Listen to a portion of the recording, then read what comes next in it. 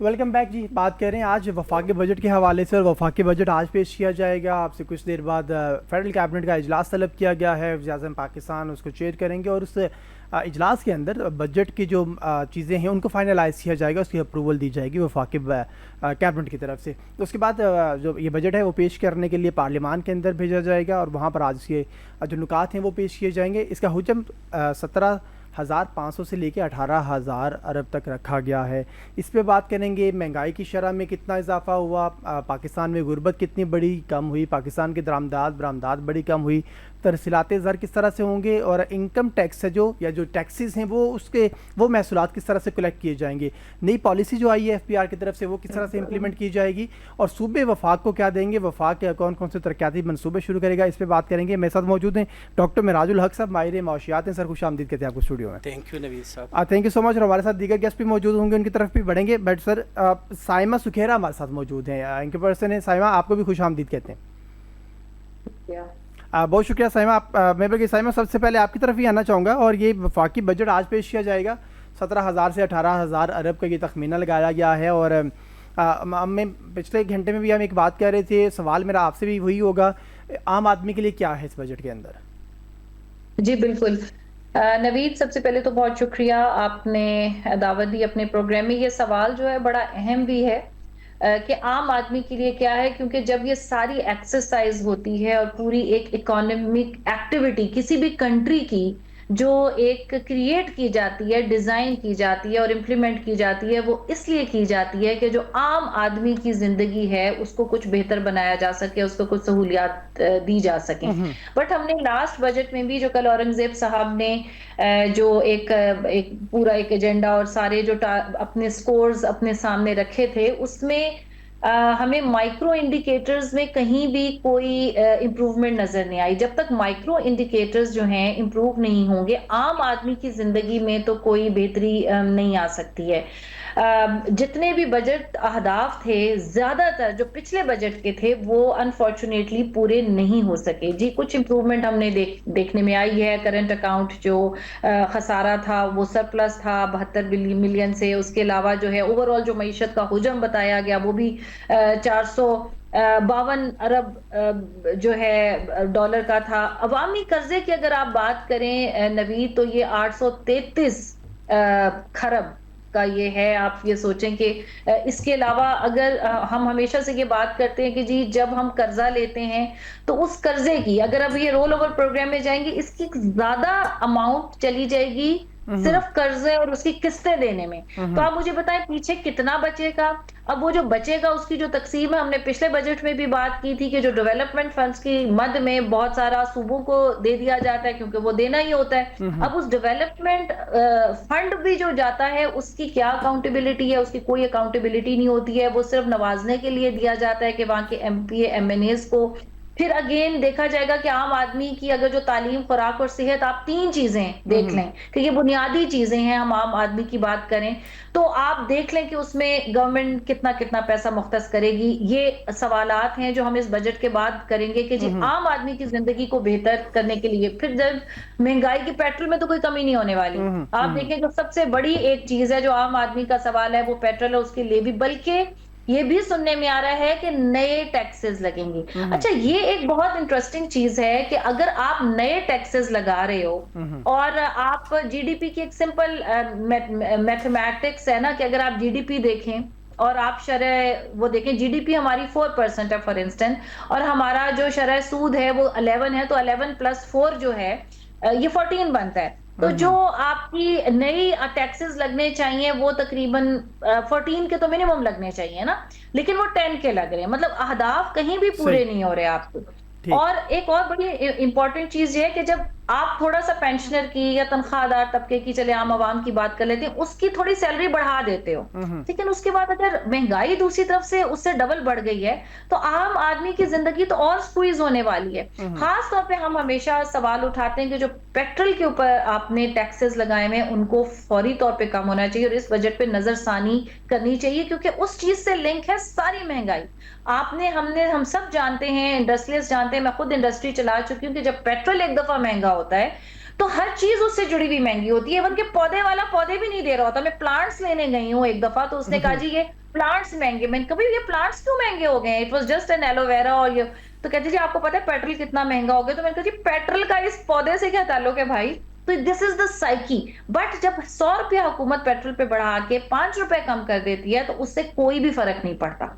ठीक हो गया। फौरन हेडलाइंस लग जाती हैं। तो आम आदमी की जिंदगी में क्या फर्क पड़ेगा, ये इन्हीं नए टैक्सेस से जो गवर्नमेंट लगाने जा रही है, वो डिसाइड करेंगे, डिफाइन करेंगे आज कि आम आदमी के लिए इस बजट में क्या है। ठीक हो गया। मैं डॉक्टर साहब आपकी तरफ आऊँगा, डॉक्टर मिराजुल हक साहब। सर क्या कहेंगे? ये आम आदमी की ही बात करते हैं, लेकिन हर बार ये एक बात कह दी जाती है कि बजट आवाम दोस्त है। आम तौर पे गवर्नमेंट की तरफ से यही बात की जाती है, और आम तौर पे अपोजिशन की तरफ से कहा जाता है आवाम दुश्मन बजट है। और ये एक प्रोसीजर होता है जो आज भी आपको दिखेगा, वहाँ पे पार्लियामान के अंदर पेश किया जाएगा, कापियाँ फाड़ी जाएंगी, कोई इस पे शोर मचाएगा, कोई। बट वो ये सारे वो लोग हैं कि जो आवाम के लिए बात करते हैं पर आवाम की बात नहीं करते।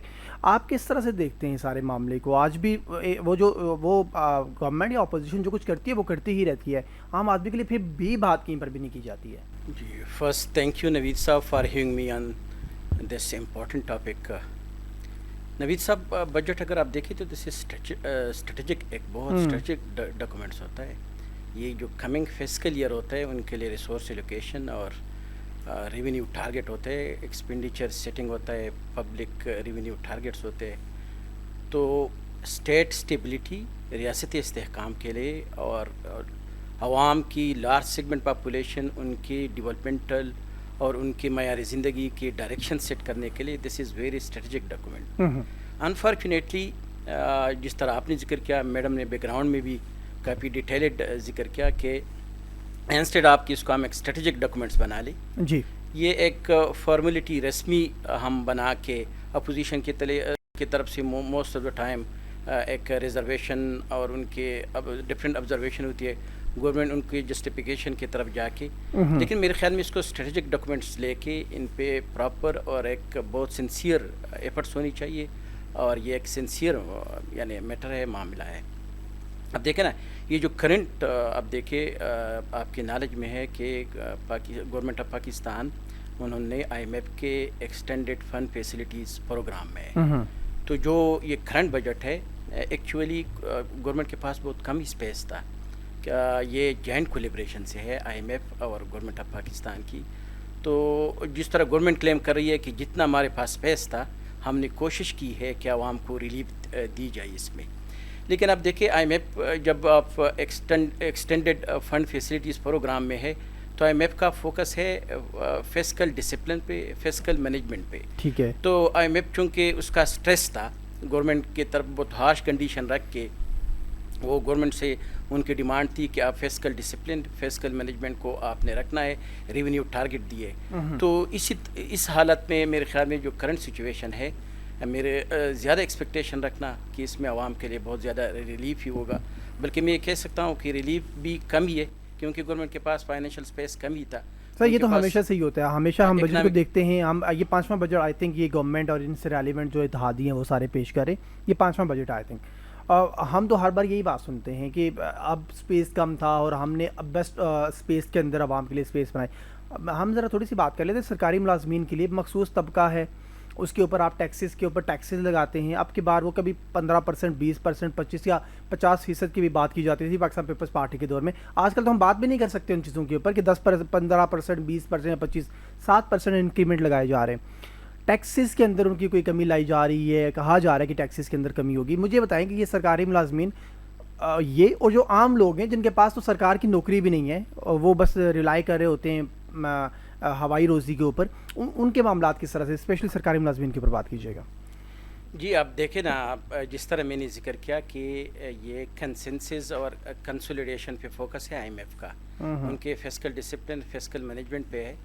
तो गवर्नमेंट अपनी तरफ से तो कोशिश कर रही है, और गवर्नमेंट ने काफ़ी कोशिश की है। ये जो डिले इसमें आ गया, तो IMF को काफ़ी उन्होंने राज़ी करने की कोशिश की कि ख़ासकर जो पब्लिक सर्वेंट है, सरकारी मुलाजिमीन है, चूँकि इन्फ्लेशन है मुल्क के अंदर, इकानमी में इकनॉमिक ग्रोथ भी नहीं है, और इन्फ्लेशन की वजह से इंटरनेशनल जो ग्लोबल इकनॉमिक सिचुएशन है उनकी वजह से लोगों पे बहुत ज़्यादा प्रेशर है। आम जो लोग हैं, जो ख़ासकर जो तनख्वाहदार तबका है उनकी चूँकि फिक्स्ड अमाउंट है और इन्फ्लेशन ग्रो कर रही है, तो उनको रिलीफ देने के लिए उन्होंने कोशिश की है। लेकिन मेरे ख्याल में गवर्नमेंट के पास जो स्पेस था और IMF की तरफ से जो कंडीशनलिटी थी, उनकी तरफ से जो स्ट्रेस था, तो this is I think personal जो मेरा अपना ओपिनियन है कि this is more than enough कि अगर वो 10 to 15% इंक्रीमेंट करे और कुछ टैक्स कंसेशन दे दे तो काफ़ी रिलीफ मिल सकता है। ठीक है। अवैध थानवी साहब हमारे साथ मौजूद होंगे जी, और 6 महीने सुदर्न रीजन आबाद के सर खुश आमदीद कहते हैं आपको शो में। अवैध थानवी साहब हमारे साथ मौजूद हैं जी। अवैध साहब की तरफ बढ़ेंगे जी। बहुत शुक्रिया नवीद साहब। थैंक यू सो मच अवैध साहब। सर बात करेंगे थोड़ी सी आपकी इंडस्ट्री से मुतल्लिक, और टैक्स पे बजट है वो पेश किया जा रहा है आज, और इस बजट में जो बड़ा इंपॉर्टेंट है वो ये कि तरक्याती मनसूबे नहीं शामिल नहीं किए जा रहे। मेरे सामने कुछ फिगर्स पड़े हुए हैं, और पंजाब के ये शायद फिगर्स हैं, यस पंजाब, और पंजाब में भी सारे तरक्याती मनसूबे हैं वो ख़त्म किए जा रहे हैं। कुछ जो ऑलरेडी चल रहे हैं उनको बजट किया जाएगा और उनको पैसे दिए जाएंगे। सर आपकी इंडस्ट्री है जो, ज़रा एक ओवरव्यू दे दीजिएगा कि आपको अपनी इंडस्ट्री के लिए यहाँ पे क्या नज़र आ रहा है, फिर मैं ज़रा हम कुछ इसके टेक्निकलिटीज़ के ऊपर बात करेंगे। सबसे पहले तो आपका बहुत शुक्रिया, आपने अपने प्रोग्राम में मुझे बात करने का मौका दिया। 2-3 गुजारिशात मैं पेश करता चलूँ कि जी जो हमारी तामीराती इंडस्ट्री है, इस इंडस्ट्री से तकरीबन 72 अलाइड इंडस्ट्रीज जुड़ी हुई हैं जी। जब ये इंडस्ट्री चलती है तो इसके साथ मईशत का बहुत अहम पहिया चलता है, और 72 अलाइड इंडस्ट्रीज चलती हैं जिसमें सीमेंट है, सरिया है, ब्लॉक है, एल्युमिनियम है, ग्लास है, यू नेम इट।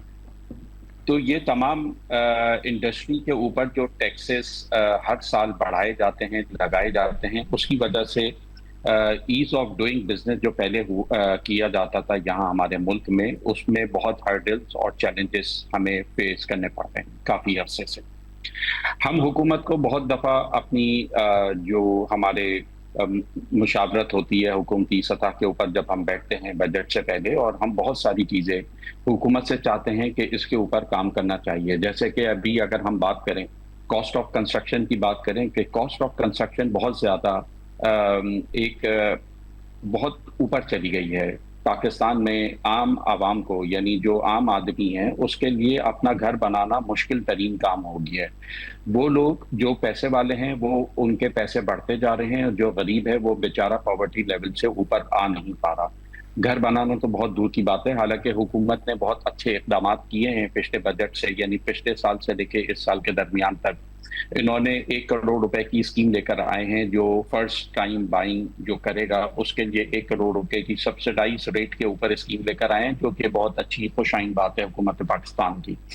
मगर सिलसिला यह है कि वो 1 करोड़ रुपए लेने के लिए आम आदमी को भी चैलेंजेस दरपेश हैं। दूसरा ये कि उसको पे ऑफ करने के चैलेंजेस दरपेश हैं।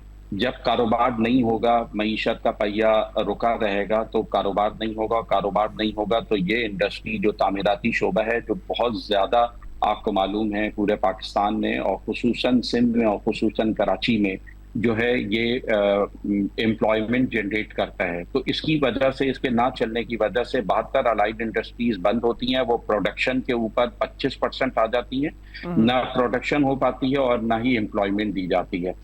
हमारा कहना यह है कि कम से कम इस तामीराती शोबे को आप इस नहज के ऊपर लेकर आएं कि जो जीडीपी में एक अहम रोल अपना प्ले कर सकता है, ये तामीराती शोबा बिल्कुल करे। और जो जीडीपी आज 3% और 3.5% के ऊपर खड़ी हुई है, वो जीडीपी बिल्कुल इस शोबे के साथ, अगर इसको तरक्याती के गामजन किया गया तो इस शोबे के साथ जो है वो 6% और 5.5% पे भी जीडीपी जा सकती है। देखें, हम यहाँ पे जो कारोबार करते हैं पाकिस्तान में, हमें सीमेंट मिलता है 1400 रुपए, और वही सीमेंट जो हमारा एक्सपोर्ट हो रहा है दूसरे ममालिक में जा रहा है, वहां उनको प्रोवाइड किया जाता है 700 रुपए में। अच्छा। हमें यहाँ सरिया मिलता है 2,60,000 रुपए पर टन। वहाँ सरिया मिलता है, पाकिस्तान से बाहर सरिया मिलता है, जैसे हम यूरोप की बात कर लें, अमेरिका की बात कर लें, दुबई की बात कर लें, वहाँ 1,60,000 रुपए टन के ऊपर सरिया मिलता है। हमने इनको कहा है कि आपने जो सैंक्शंस लगाए हुए हैं इंपोर्ट के ऊपर, सबसे पहले तो आपको इंपोर्ट स्टीम के ऊपर खोलनी चाहिए। रेगुलेटरी ड्यूटीज को कम करना चाहिए ताकि आपका बिजनेस बढ़े। देखें, हमें इकॉनमी में एक बिजनेस बढ़ेगा, कारोबार होगा तो टैक्स लोग देंगे। जब कारोबार ही नहीं होगा तो टैक्स का हजम जो आप देते हैं वो पूरा ही नहीं कर पाएंगे। आप जो आपने टारगेट सेट किए हुए होते हैं वो कारोबार से चलते हैं। इस तबके के ऊपर जब आपका बिजनेस ही नहीं चलेगा तो कारोबारी आदमी टैक्स कहाँ से देगा? ठीक है, ठीक है। अच्छा, वैसा भी ये भी बताइएगा कि 2026-27 का इस बजट के अंदर कोई तरक्याती काम नए शामिल नहीं किए जाएंगे। जब तरक्याती काम नहीं होंगे तो आपकी इंडस्ट्री नहीं चलेगी। कितना एक इम्पैक्ट आएगा? हाँ, यस, जो पुराने प्रोजेक्ट हैं वो सारे चलते रहेंगे, उसके ऊपर गवर्नमेंट फंड भी करेगी। कितना इम्पैक्ट आएगा आपकी इस इंडस्ट्री के ऊपर? देखें, हम तो ये चाहते हैं जो तरक्याती काम पिछले कई सालों से पेंडिंग पे है वही कंप्लीट कर लें। हम तो नए तरक्याती काम की तरफ अभी बात ही नहीं कर रहे। जो पेंडिंग काम है पूरे शहर में या पूरे सूबे में या पूरे मुल्क में, पंजाब में बहुत अच्छा काम किया जा रहा है। तरक्याती काम पिछले साल से लेकर और अब तक बहुत अच्छे तरीके से किए गए हैं, मुकम्मल भी हुए हैं। अगर मैं खुसूसन सिर्फ सिंध की बात कर लूँ और या सर, मैं एक फिगर है मेरे पास, मैं जरा आपके साथ शेयर कर लूँ। हो सकता है थोड़ा सा आपको, ये पंजाब की फिगर है और ये है जी सड़कों की जो मवासलात और सड़कों के शोबे में 80 अरब रुपए की कटौती की जा रही है। और आपाशी और छोटे डेमो के मंसूबे थे 50 अरब रुपए की कटौती की जाएगी। हाउसिंग अर्बन डेवलपमेंट में 40 अरब, इंतजामी खराजात में जो इसके इंतजामी खराजात हैं उसमें 50 अरब रुपए की कमी का सामना करना पड़ेगा।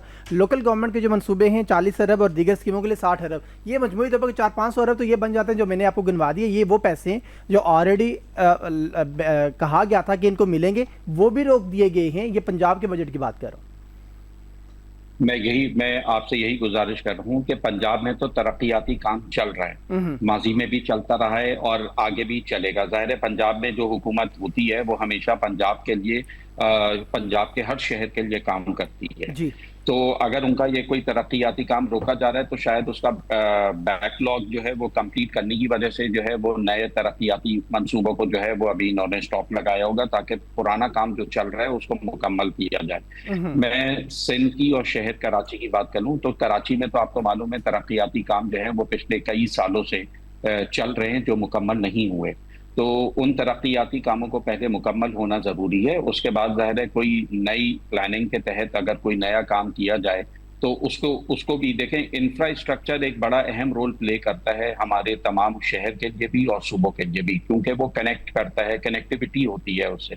जब तक इंफ्रास्ट्रक्चर के ऊपर प्रॉपर तरीके से काम नहीं होगा शहर में या सूबे में तो हमारा सूबा और हमारा शहर तरक्की नहीं कर पाएगा। यूटिलिटीज का एक बहुत बहरान है, यहाँ पे शहर में पानी नहीं है, शहर में गैस नहीं है, शहर में नलकों में पानी नहीं आता, वाटर टैंकर से पानी खरीदते हैं। मुझे समझ में नहीं आता कि जब वाटर टैंकर आपके घरों में पानी सप्लाई कर सकता है तो नलकों में पानी क्यों नहीं आ सकता। ये भी बहुत बड़ा एक यहाँ पे चैलेंज है हमारे शहर में, जिसको हम कभी तकरीबन कोई 2 दहाइयों से फेस कर रहे हैं। तो इन चीजों के ऊपर बिल्कुल काम करने की जरूरत है और इनको अपने नए सूबे में, अपने नए मंसूबों में इन्हें शामिल करना चाहिए। बिल्कुल ठीक हो गया। मैं साइमा आपकी तरफ आना चाहूँगा और ये जानना चाहूँगा कि ये 29% कल बताया गया है इक्तिसादी सर्वे रिपोर्ट के अंदर कि 29% पाकिस्तान में गुर्बत है। आप समझती हैं कि वाकई ही ये 29% है? ऐसा लगता है जब हालात बाहर जाके देखें, ऐसा लगता है जैसे आधा पाकिस्तान तो खतरे गुर्बत के नीचे ज़िंदगी गुजार है। साइमा आप हमारे साथ मौजूद हैं? जी नवीद, बिल्कुल आपने सही कहा। 28.9% जो तकरीबन 29% जो है वो गुर्बत की शरह कल बताई गई है। एग्जैक्टली अगर आप जाएं, बड़े बड़े होटल्स में जाएं और आप मॉल्स में जाएं तो वहां पे आपको सूरत हाल डिफरेंट दिखाई देती है, लेकिन आपने ये भी देखना है कि ये कितने % है। अगर आप जाके रिटेलर से बात करें, मेरा इत्तफाक हुआ बात करने का अंजुमन ताजरान से, तो जिनके ऊपर अभी एक राउंड टैक्स लगाने की जो एक नई स्कीम आ रही है कि जी 1% तक उनको एनुअल सेल्स के ऊपर टैक्स देना पड़ेगा, जस्ट बिकॉज कि उनको वो इंक्लूड करना चाहते हैं टैक्स नेट के अंदर। तो वहां पे अगर आप जाके आम दुकानदार से बात करें और इंडस्ट्री, जब आप बड़ी इंडस्ट्री की बात करते हैं, वो कहते हैं जी कि कुव्वत खरीद नहीं है, माल पड़ा हुआ है। और आपको पता है जो रिटेलर्स होते हैं वो कर्जों के ऊपर, वहां सारा कर्जे के ऊपर, डेट के ऊपर माल उठाया जाता है। तो जब डिमांड की कमी आ रही है तो जो बड़ी इंडस्ट्री है वो भी नहीं चल रही है, क्योंकि उनकी डिमांड पूरी ही नहीं हो रही है। इट्स ऑल अबाउट सप्लाई, क्योंकि कुव्वत खरीद नहीं है। अब हम थोड़ी सी बात हम ये भी कर सकते हैं कि आपने आम आवाम की बात की, गुर्बत की बात की, कि इस बजट से आम आवाम की तवक्कुआत क्या है और इसकी रियलिटी क्या होने वाली है। सबसे बड़ी बात जो आवाम की तवक्को है वो ये है कि इससे महंगाई जो है उसमें वाज़े कमी नजर आएगी, लेकिन जो महंगाई का हदफ है वो 8% से ऊपर रखा गया है, तो इससे आपको नजर आता है कि ये मुकम्मल रिलीफ नहीं देने वाला है। इसी तरह जो अवाम है उनका बेसिक सवाल हमने पहले भी बात की कि वो कहते हैं जी पेट्रोल सस्ता होगा, लेकिन ये साफ बता दिया गया है कि जो पेट्रोल लेवी का हदफ है वो मजीद बढ़ाया गया है, जिससे ईंधन पर भी दबाव बरकरार रह सकता है। और अगर ये सब हुआ तो इसका मतलब है कि इम्पैक्ट और आने वाला है, पेट्रोल आप अगले साल में और महंगा होते देखेंगे। उसके बाद जनाब तनख्वाहदार तबका जो है वो बड़ा रिलीफ चाह रहा है, कुछ टैक्स रिलीफ की बात हो रही है, लेकिन जो मजमूई टैक्स वसूलियां हैं उसका हदफ बहुत बुलंद है, तो जाहिर है वो कहीं ना कहीं तो इम्पैक्ट आम आदमी पे भी आएगा। फिर उसके बाद है कि जी नए बजट में रोजगार के क्या, जो हमारी इतनी यूथ है जो बाहर जा रही है, रोजगार के जो है वो क्या मौके हैं। ग्रोथ इंडेक्स अगर आप देखें तो वो 4% जो है के करीब रखा हुआ है, तो जो नई सरमायाकारी है कहां से रोजगार के मौके होंगे, आप इंडस्ट्री लगाएंगे या फॉरेन डायरेक्ट इन्वेस्टमेंट आएंगे या इंडस्ट्री पनपेगी। 4% जो है ये जो ग्रोथ का हदफ रखा गया है कारोबारी लिहाज से, लेकिन इन्वेस्टमेंट अभी भी एक चैलेंज है, तो बेरोजगारी के अंदर भी कोई वो नहीं। इसके बाद जनाब टैक्स नेट जो है वो सब पर यकसा हो, तो अगेन जो है तवज्जो जो है रिटेल के ऊपर, जो गैर दस्तावेजी जो है मईशत जो है उसको टैक्स नेट के अंदर लाने के लिए जो रिफॉर्म्स हैं, वो रिफॉर्म्स हमें कहाँ नजर आ रही हैं। जब तक आप रिफॉर्म्स नहीं करेंगे, जब तक आप इसकी इकोनॉमिकल इंजीनियरिंग नहीं करेंगे, तब तक आम आदमी की जिंदगी में तो कोई फर्क नहीं पड़ेगा। तो गुर्बत की जो ये शरह है अगर आपके देखें तो ये पिछले 5 सालों के अंदर अगर आप देखें, मैं आपको थोड़े से स्टैटिस्टिक्स बताऊं तो ये अभी उसमें सबसे ज्यादा है। इन्फ्लेशन भी सबसे ज्यादा उस मकाम के ऊपर खड़ी हुई है। अगर अभी हम देखें तो जीडीपी हमारी 3.7 है, आज से अगर आप 4-5 साल पहले चले जाए तो ये 6.2 पर थी। ठीक है, पिछले 2 सालों में इसमें ग्रोथ आई है। पिछली दफा जो जीडीपी थी पिछले साल वो 3.2 पे थी, इस दफा 3.7 पर है। उससे पहले देखें तो ये 2.8 से ऊपर आई है। ग्रेजुअल ग्रोथ है, लेकिन अगर पिछले 5 सालों का अगर आप कंपैरिजन करें तो अभी हमें बहुत काम करने की जरूरत है। दूसरी बात ये कि आप हमेशा कहते हो जी आईएमएफ है, तो आईएमएफ के बहुत सारे सवालात अभी भी अपनी जगह इंटैक्ट हैं।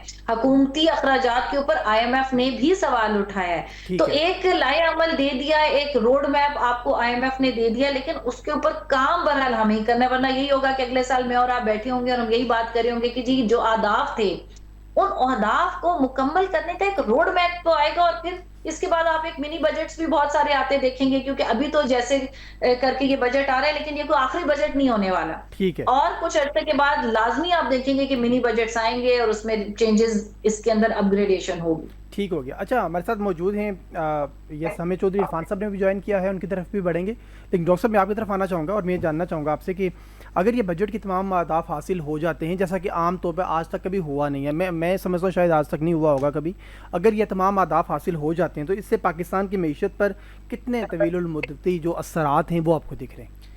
देखो, गवर्नमेंट का क्लेम ये है कि चूँकि हम आईएमएफ के प्रोग्राम में थे तो हमने वर्क किया इकनॉमिक स्टेबिलिटी पे, और कल गवर्नमेंट ऑफ पाकिस्तान ने जो पाकिस्तान इकनॉमिक सर्वे इशू किया, जो उनकी प्रेजेंटेशन थी, तो अकॉर्डिंग टू पाकिस्तान इकनॉमिक सर्वे जो लास्ट फिस्कल ईयर था, कुछ इंडिकेशन मैक्रो इकनॉमिक इंडिकेटर्स ये शो कर रही है कि इकानमी इज इन स्टेबिलिटी। जिस तरह आप देखें ना, 3.7 जीडीपी ग्रोथ है, साथ में स्टॉक एक्सचेंज की कैपिटलाइजेशन में काफ़ी इंप्रूवमेंट हुई है, इन्फ्लेशन 6% है, तो this is in single digit acceptable है। साथ में एक्सचेंज रेट अगर आप देखें तो 278 to 280 के दरमियान था, तो all these indicator show economy is in stable है।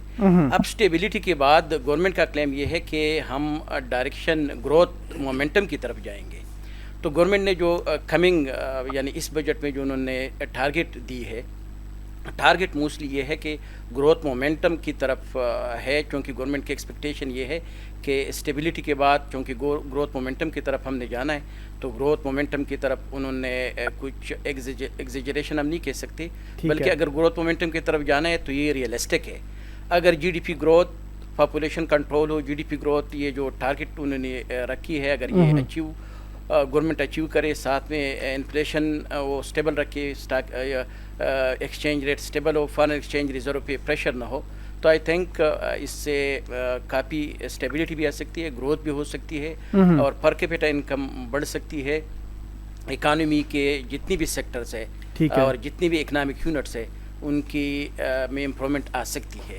ख़ासकर अगर ये चूँकि पहले मैंने जिक्र किया IMF के का फोकस था फिस्कल मैनेजमेंट और फिस्कल डिसिप्लिन पे, तो ये रिफॉर्म लेस बजट हम कह सकते हैं। लेकिन जो इस तरह मैडम ने बात की, इन्वेस्टमेंट की तरफ जाना है। अगर पॉपुलेशन स्पीड से बढ़ रही है और GDP ग्रोथ में स्टेगनेंसी है, इन्वेस्टमेंट ना हो, आप फॉरेन डायरेक्ट इन्वेस्टमेंट को अट्रैक्ट ना करें, आप डोमेस्टिक इन्वेस्टमेंट को इनकरेज ना करें, तो मेरे ख्याल में ये जो टारगेट्स है ये फिर एग्जेजरेटेड है, ये अचीवेबल नहीं है, ये जस्टिफाइबल नहीं है। डॉक्टर साहब, ये बरामदाद और दरामदाद में बहुत ज़्यादा फ़र्क है। बरामदाद आपके 32,000 हैं, 32,000 अरब, और ये जो दरामदाद है 70 अरब। कि किस तरह से आप इसको देखते हैं? कहाँ ऐसा कैसे चल सकता है कि आप बेचने वाली चीज़ें कम बेचें, ख़रीदारी आप ज़्यादा कर लें, और हम ये बात कर लें कि पाकिस्तान कभी अमीर हो जाएगा, हम अपने लोगों के लिए कुछ ना कुछ काम कर लेंगे, कोई तरक्याती मनसूबे, कुछ उनकी हेल्थ एजुकेशन के ऊपर बात कर लेंगे? जी नवीद साहब, पाकिस्तान के जो फंडामेंटल स्ट्रक्चर इशू है पाकिस्तान इकानमी में, वो ट्रेंड डेफिसिट है, और ट्रेंड डेफिसिट में एक फिस्कल गैप है, और दूसरा ये जो करंट अकाउंट डेफिसिट है। करंट अकाउंट डेफिसिट एक स्ट्रक्चर फंडामेंटल इशू है, और ये हमेशा हेडेक है, क्योंकि ये जितना आपका एक्सपेंशन होता है, इम्पोर्ट बिल आपका बढ़ता है, एक्सपोर्ट अर्निंग आपकी कम हो जाती है, तो आपका trade deficit, current account deficit में एक्सपेंशन हो के ये आपको पुश करता है एक्सटर्नल डेट की तरफ। एक्सटर्नल डेट आप जहाँ से भी लेंगे, लेट्स सपोज हमने IMF से अभी एक्सटर्नल डेट लिया है, एक्सटर्नल डेट आपके इकोनॉमिक फ्रीडम पे कंप्रोमाइज़ होता है। फिर यही होता है कि आप अपने इकानमी में आप रिलीफ नहीं दे सकते, आप अपने जो आपके टारगेट है वो आप अपने टारगेट को अचीव नहीं कर सकते, आप अपने टारगेट सेट नहीं कर सकते।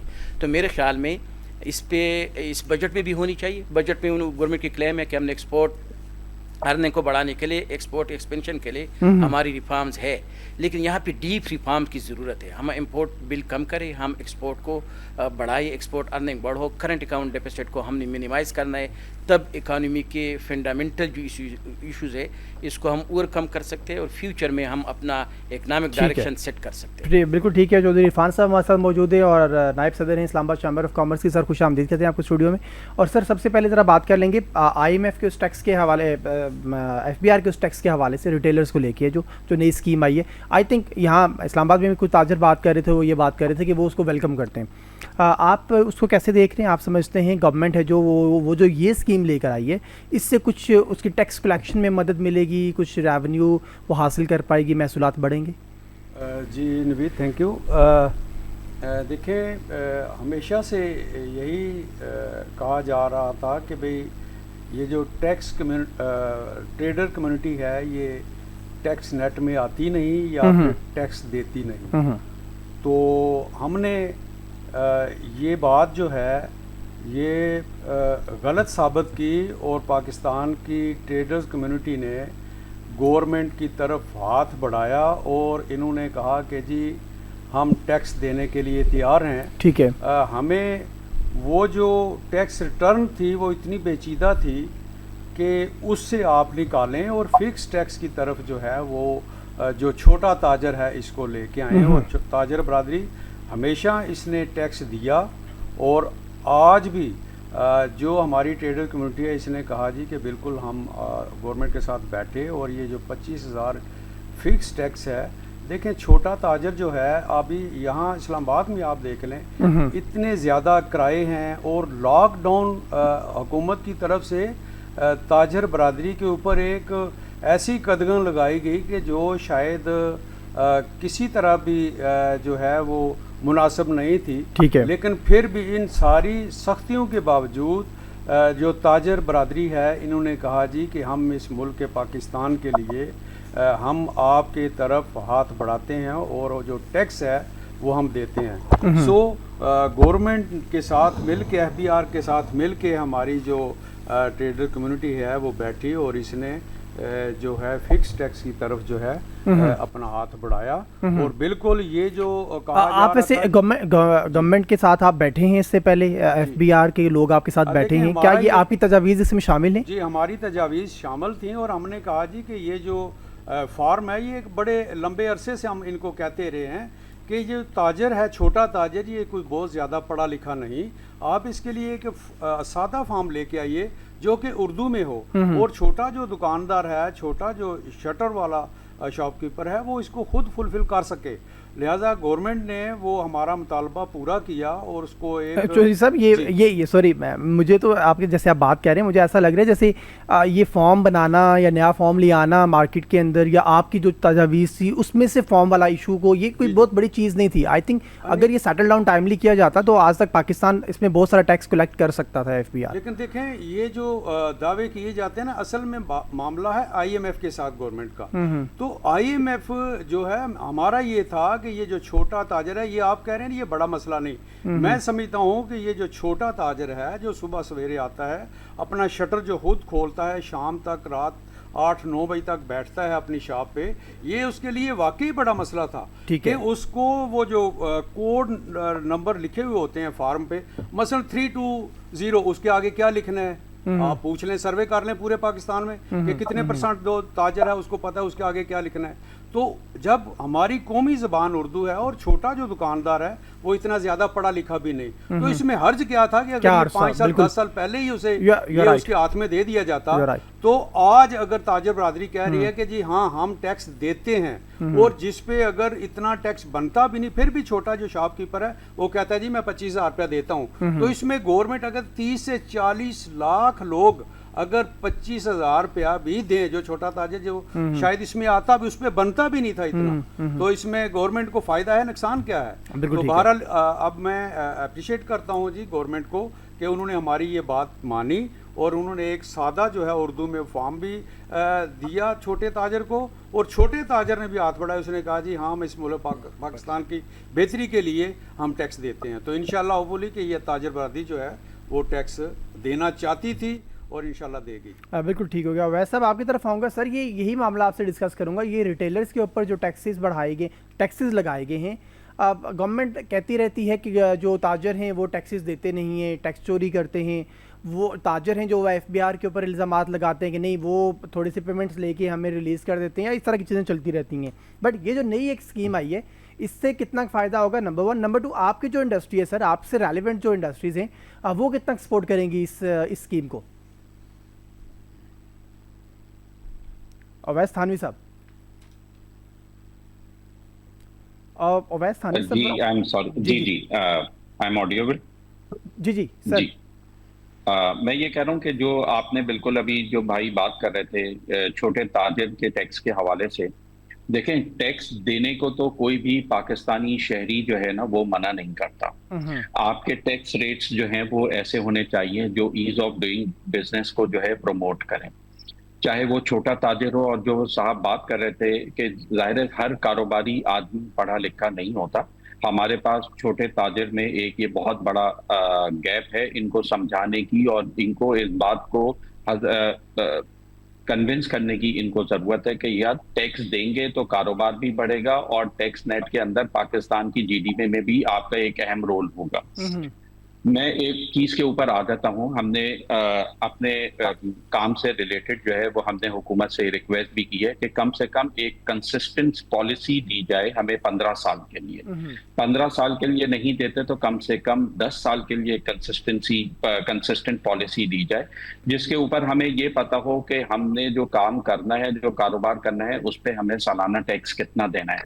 हमने तो एक ये तजवीज़ भी दी कि आप हमारे काम में पर स्क्वायर फुट टैक्स लगा दें, आप पर स्क्वायर फुट टैक्स लगा दें। मैं 1 लाख स्क्वायर फुट का काम करने वाला हूँगा, 5 लाख स्क्वायर फुट का काम करने वाला हूँगा, मुझे पता होगा डे 1 से कि मुझे इतने स्क्वायर फुट के ऊपर इतना टैक्स देना है। ये 2-3 चीजें हमने इनको कही और हमने इनसे ये भी रिक्वेस्ट की है कि आप कारोबारी लोगों के साथ जब बैठते हैं और उनके सजेशंस लेते हैं तो कम से कम उस पर एक दफा हम चाहते हैं कारोबारी जो भी हजरात बैठते हैं गवर्नमेंट सतह के ऊपर अपना ओपिनियन देने के लिए, सजेशन देने के लिए, कम से कम उसको 1 साल के ऊपर इम्प्लीमेंट करके तो देखें। आप देखिएगा कि टैक्स भी बढ़ेगा, रेशनलाइज टैक्स होगा, वो भी हर कोई देने के लिए तैयार होगा और कारोबारी तबका बहुत आगे बढ़कर जो है वो टैक्स देने के लिए तैयार होगा। कम से कम उन पॉलिसीज के ऊपर, जिन पॉलिसीज के ऊपर हम आपसे बात करते हैं, 1 साल हम चाहते हैं कि उसको इम्प्लीमेंटेशन अपने मुल्क पर करें। ताकि एक साल के बाद अगर आपको नहीं समझ में आए, अगले साल जिस तरह आप अपना लेकर आते हैं, जो हदफ अहदाफ होते हैं आपके, वो लेकर आते हैं, आप उसके ऊपर दोबारा बैक टू वर्क आ जाएं अपने उस पर। कम से कम एक साल जो है वो उन कारोबारी लोगों से जो शहर में, मुल्क में अच्छा काम कर रहे हैं, उनके साथ आप उस बरादरी के साथ बैठकर उनके सजेशन के ऊपर एक साल तो कम से कम उनको दें, ताकि जो है वो मुल्क जो है आपको पता चले कि टैक्स देने में कारोबारी लोग पीछे नहीं है, ना छोटा ताजिर पीछे है, ना बड़ा काम करने वाला पीछे, सब देना चाहते हैं, मगर पॉलिसी कंसिस्टेंसी चाहते हैं और जो टैक्स की शरह है उसको ऐसी रेशनलाइज के उसके ऊपर टैक्स लेकर आ जाएं जिससे लोगों को टैक्स देने में परेशानी ना हो। ठीक है साइमा, मैं आपसे जानना चाहूँगा इकोनॉमिक रिफॉर्म्स की कितनी ज़रूरत है इस बजट में। तो हमें बहुत सारी चीज़ें ऐसी दिखती हैं जिसमें जैसे बहुत सारी इंडस्ट्रीज़ पाकिस्तान के अंदर ख़त्म होती जा रही हैं, बहुत सारी इंडस्ट्रीज़ नई बनती जा रही है, जिसमें आईटी इंडस्ट्री को देख लें, लोग सर्विसेज देते हैं और पैसा कमाते हैं और वो पैसा पाकिस्तान में आता है। और इस साल आई थिंक $4 अरब पाकिस्तान ने वहाँ से कमाए, $3 अरब से ज़्यादा आपने स्पोर्ट्स इंडस्ट्री से कमाया, वहाँ से पैसे भी ज़्यादा आए हैं। फीफा वर्ल्ड कप में आपका फुटबॉल यूज़ होता है। किस तरह से आपको एक रिफॉर्म्स करनी होंगी पुरानी इंडस्ट्रीज़ को लेके, नई इंडस्ट्रीज़ को इंडक्ट करके, उनके जो टैक्सी सिस्टम को बेहतर करके? जी बिल्कुल। अच्छा, अगर अभी आपने रिटेलर की बात की तो हम स्टार्ट रिटेलर से ही कर लेते हैं कि जी अभी गवर्नमेंट ने रियल स्टेट को, रिटेलर को और दीगर जो कम टैक्स अदा करने वाले शोबे हैं उनकी ये काविश है कि चलें वो उनको किसी तरीके से टैक्स नेट में आया जाए। अब रिटेलर्स ने, छोटे दुकानदारों ने इस चीज पे लब्बैक कहा है, वो खुश हैं और उन्होंने देना भी बहुत अच्छी एक डील है कि जी आपने सालाना जो अपनी सेल्स के ऊपर 1% देना है और ये 200 मिलियन से एक्सीड नहीं करेगा। तो ये एक बड़ी एक जायज सी बात है। लेकिन जब हम रिफॉर्म्स की बात करते हैं, स्ट्रेटेजी की बात करते हैं, तो आप सारे बिजनेसेस का, छोटे रिटेलर्स का गवर्नमेंट ने ऐसी उनको रिलीफ क्या दे रही है? जो ईज ऑफ डूइंग बिजनेस की आप बात करें, उसके लिए आप मुझे बताएं कि वो क्या काम हो रहा है, क्योंकि जब तक आप ईज ऑफ डूइंग बिजनेस नहीं करेंगे और किसी रिटेलर का कारोबार चलेगा ही नहीं, तो वो टैक्स आपको कहां से देगा जब वो कुछ कमाएगा ही नहीं। अच्छा, ये हमेशा से मैं बात करती हूँ कि जी आप एनुअल सेल्स के ऊपर तो टैक्स लेते हैं, लेकिन आपको पता है छोटे दुकानदार का जो पूरा सिस्टम है, छोटी इंडस्ट्री का जो पूरा सिस्टम है, वो डेट पे चलता है। नॉर्मली वो जो दुकानदार और जो छोटे कारखाने या कारोबार, आप किसी से भी पूछ रहे हैं, यहाँ पे ताजिर बिरादरी के और चैम्बर के भी हजरात बैठे हुए हैं, कि वो एक तरफ से पेमेंट आती है, मतलब 1 लाख रुपए आई है तो 5 लाख रुपए आगे देना है उसने जितनी चीजें रखी हुई है। तो आप सेल्स पे जब टैक्स दे रहे हैं तो उसके ऊपर तो उसको कोई बचत नहीं है। तो एक तो ये भी कभी बात होनी चाहिए कि जी आप प्रॉफिट पे टैक्स लगाएं। अगर वो 4 पैसे कमा रहा है, 4 रुपए, तो उसमें से चलो आप 2 रुपए टैक्स ले लो, लेकिन नॉर्मली केसेस में वो अपनी जेब काट के और उस चीज पे वो टैक्स दे रहा होता है। उसकी वजह सबसे यही है, जो आपने रिफॉर्म्स की बात की, उसको कोई सहूलत नहीं है। तो सारे आप इसी तरह अगर अभी आप देखें होटल इंडस्ट्री की बात कर लें तो जी गवर्नमेंट का एक रूल आ जाता है कि जी बचत होगी और 10 बजे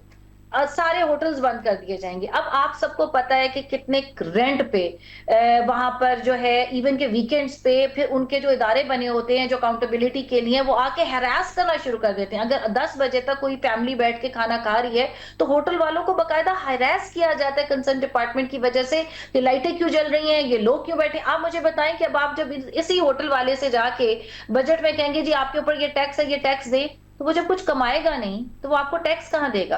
तो हमें उनकी भी बात सुननी चाहिए, जो इंडस्ट्री है उसकी क्या कंस्ट्रेंट्स हैं। जब आप इंडस्ट्री को पनपने के लिए वो होलिस्टिक एनवायरनमेंट नहीं देंगे, वो वही वाली बात है कि स्ट्रैटेजी हमें तो बल्कि लगता है कि जो जितने भी ये इदारे हैं जिसका मकसद है, आप मुझे बताएं नवीद, इन सारे इदारों का क्या मकसद है? ताकि इंडस्ट्री पनपे, ताकि आम आदमी की जिंदगी बेहतर हो, और जब इंडस्ट्री पनपेगी वो टैक्स भी ज्यादा देगी और हुकूमत भी खुशहाल होगी।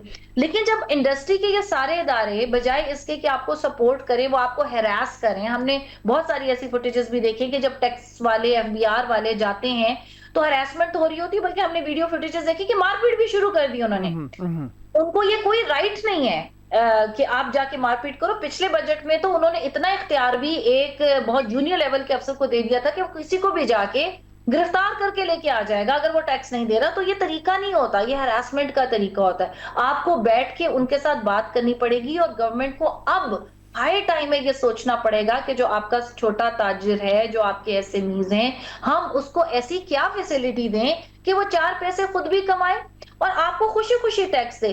तो आई एम सॉरी, आप जो सब्सिडीज देते हो, आप जो थोड़ा सा कंफर्ट देते हो, वो बड़ी इंडस्ट्री को देते हो, लेकिन बड़ी इंडस्ट्री भी कब तक चलेगी? बिकॉज वो इंडस्ट्री भी पाकिस्तान में लगी है। अल्टीमेटली जब आप इस पैरामिड को ऊपर की 4 चीजों को अगर आप फीड करते रहोगे, उनको देखते रहोगे, तो जब तक वो ट्रिकल डाउन इफेक्ट नीचे नहीं होगा, नीचे तक उसका इफेक्ट नहीं आएगा जो आपकी बॉटम लाइन है, तो आपको अल्टीमेटली बड़े रिजल्ट नजर नहीं आएंगे। तो अभी भी जो गवर्नमेंट का जोर है वो सारा जो बल्कि जबरदस्ती है वो नजर आ रही है सिर्फ टॉप की कुछ उसमें। और सबसे बड़ी बात, एक बंदा जो टैक्स नहीं दे रहा उसके ऊपर एक आम आदमी का सवाल है जब वो ये देखता है कि हुकूमती अखराजात कम नहीं हो रहे। इस दफा जो IMF है उसका ये फोकस है कि आपने रेवेन्यू बढ़ाने, और ये गवर्नमेंट का भी आपको टैक्स नजर आएगा कि जी पैसा कैसे कमाया जाए बजट, ताकि हुकूमत के खजाने में और हुकूमत चले। ठीक है। तो बिल्कुल भी ये चीज नहीं है कि जी अखराजात, हालांकि IMF ने इसमें 2-3 दफा सवाल उठाया, इस दफा भी है कि अखराजात में क्या कमी करें। अच्छा, इंटरेस्टिंगली जब अभी पेट्रोल भी महंगा हुआ और ये ऐलान किया गया कि सरकारी गाड़ियां जो हैं वो आधी वापस कर ली जाएंगी, तो उसमें भी जो टॉप नॉच गाड़ियां थी जिसमें पेट्रोल ज्यादा लग रहा था या जिनको फ्री का पेट्रोल, वो नहीं बंद हुई, जो सबसे छोटे तबके की गाड़ी थी वो बंद कर दी गई थी। बिल्कुल ठीक तो हो गया। ये तो फिर आपकी ऑनेस्टी नहीं है ना। अगर आपने करना है तो फिर आप बड़े उनकी भी कट हाफ करो। तो अगर 3 गाड़ियां एक इदारे के पास, सबसे पहले सरकार को, सबसे पहले साइमा बिल्कुल आप ठीक है, सबसे पहले सरकार को अपनी कटौतियां करनी होंगी। सबसे पहले आप अपनी तनख्वाहों पे कट लगाएं, सबसे पहले इमरात पे कट लगाएं। वो जो अयाशियां, वो सारी चीजें जो इमरात आपको मिली हैं उस पे कट लगेगा। ना लगाएं कट, तनख्वाहों पे कट ना लगाएं, मरात पे लगा दें। मरात पे लगा दें। मरात वाकई आप बिल्कुल ठीक बात करें, तनख्वाहें उनकी कम और मरात बहुत ज्यादा होती हैं। ठीक है चौधरी साहब, मैं आपकी तरफ आऊँगा जरा। ये सर बजट जब बनाया जा रहा था, आप क्योंकि चैम्बर में हैं और चैम्बर में लोग आपको वोट करते हैं और आपसे यकीनी तौर पर वो मांगते भी होंगे कारकर्दगी कि बताएं आपने हमारी कौन सी बात गवर्नमेंट को पहुँचाई और उनसे कोई चीज़ अप्रूव कराई है। सर कोई चीज़ें इस बजट के अंदर आपसे बातचीत हुई है लोगों की, या आपने गवर्नमेंट को कोई चीज़ें बताई हों और वो इस बजट के अंदर शामिल की जा रही हैं? जी देखिए जी, हम गवर्नमेंट को ये कहते हैं कि आप, गवर्नमेंट ने जो सबसे ज़्यादती की छोटे ट्रेडर के साथ, ये लॉकडाउन वाले की, ठीक है, कि आप एक तरफ कह रहे हैं कि छोटा ताजर टैक्स नहीं देता और ताजर ने कह दिया जी हम आपको टैक्स देते हैं, दूसरी तरफ आप उसे बिजनेस भी नहीं करने दे रहे। और तीसरी बात यह है कि जब एक ट्रेडर जो है वो अगर शाम को अपनी शॉप खोले रखता है कोई एक दो घंटा, तो वो सबसे महंगी बिजली आपसे खरीदता है। ठीक है, हम कहते हैं कि आप जिनको मुफ्त बिजली देते हैं वो मुफ्त बिजली ना बांटें। ये जो ताजर है ये तो सबसे पीक आवर में महंगी बिजली आपसे ले रहा है, ये तो उस लिहाज से भी आपको फायदा दे रहा है। खुद वो बैठता है, वो सुबह से लेके अगर रात तक बैठा हुआ है 10 बजे तक, तो उसने जिस जगह पे वो बैठा हुआ है उसने उसका किराया भी देना है, उसने अपने बच्चों का जो स्कूल है वो भी खुद ही उसने वो फीसें देनी है। उसे आप कोई मराहत नहीं दे रहे, जैसे अभी मैम कह रही थी कि भाई छोटे ताजर को तो आप कुछ भी नहीं देते, उल्टा उस पर कदगन लगाते हैं। उसे आप हम गवर्नमेंट को ये कहते हैं कि ये बिजली जो है वो सस्ती करें और पीक आवर में जो महंगी बिजली ट्रेडर खरीद रहे हैं उसे खुदारा बिजनेस करने दें। वो कमाएगा तो वो आपको टैक्स भी देगा। और ऑलरेडी इसने तो कहा कि मैं देता हूँ, ताजर ने अपनी जो है हाथ आगे बढ़ाया और इस मुल्क को स्टेबल करने के लिए उसने कहा जी अगर नहीं भी बनता छोटे ताजर पे तो हम टैक्स देते हैं। अब हमारी नजरें गवर्नमेंट के ऊपर हैं। एक तो ये लॉकडाउन जो है इसके कभी भी बात नहीं होनी चाहिए। ये गरीब मुल्क है, ये 26-27 करोड़ का मुल्क है, यहाँ पे अनएम्प्लॉयमेंट है। इंडस्ट्री अगर बात की जाए तो कितनी इंडस्ट्री है मुल्क की जो बंद पड़ी है। ठीक है, मैं कहता हूँ कि गवर्नमेंट को ऐसी पॉलिसी जो है वो बनानी चाहिए कि वो इंडस्ट्री चले। आप टेक्सटाइल को आप देख लें, ठीक है, आप स्टील इंडस्ट्री को देख लें, आप जितनी भी हमारी इंडस्ट्री है जिस तरह से ग्रो करना चाहिए वो नहीं कर रही। उसकी वजह ये है कि उस पर कदगनें लगाई गई, बिजली बहुत महंगी है। और अपने नेबर में आप देखें, बांग्लादेश देख लें, दूसरे ममालिक देख लें, और अगर पाकिस्तान में आप इतनी महंगी बिजली देंगे तो वो किस तरह सर्वाइव करेंगे। गवर्नमेंट को चाहिए कि वो लोगों को बिजनेस करने दे और ताजर को चोर ना कहे। ताजर को रात अगर वो खुद 9 से 10 बजे तक बैठना चाहता है, भाई आपको क्या मसला है। आप अगर उसे बिजली दे रहे हो तो महंगी बिजली दे रहे हो, वो आपसे खरीद रहा है सबसे महंगी बिजली। अच्छा, जिनको आप मुफ्त देते हैं आपको चाहिए कि फ्री बिजली ना दें, आपको चाहिए कि आप फ्री पेट्रोल डीजल ना दें, आप पेट्रोल डीजल को सस्ता करें ताकि इंडस्ट्री चले। और मुल्क तरक्की तभी करेगा कि जब इंडस्ट्री चलेगी। जब इंडस्ट्री चलेगी तो एक जो शॉपकीपर है, उसका शटर वाली शॉप है, वो इंडस्ट्री से चीज़ बनती है तो उस शॉप में आती है। इसी तरह यहाँ एक वो भाई बात कर रहे थे इंपोर्ट की, शायद इन्होंने बात की। देखें, जब इंडस्ट्री चलेगी तो आपको जो इंपोर्ट बिल है उससे भी आप बचेंगे। ठीक है, आप एक्सपोर्ट तभी करेंगे जब आप कोई चीज़ बनाएंगे, मैन्युफैक्चरिंग होगी तो आप किसी दूसरे मुल्क में एक्सपोर्ट करेंगे।